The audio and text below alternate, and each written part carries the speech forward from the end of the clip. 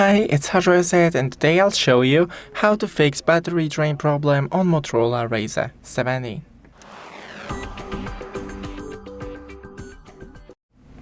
So first, go into the settings of your phone, then battery.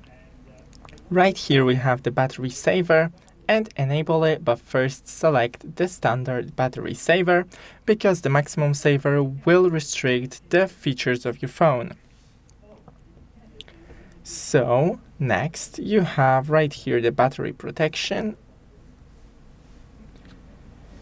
Feature deactivated, reactive by charging your phone to 100%. So we need to first charge our phone to a full battery. Then go into display, lower the brightness level or use the adaptive brightness, enable the dark theme, Screen Timeout, shorten this time to around 1 minute. Then scroll from the top and disable every feature you're not currently using, for example a Wi-Fi or a Bluetooth. Thanks for watching, don't forget to leave a like and see you in the next one.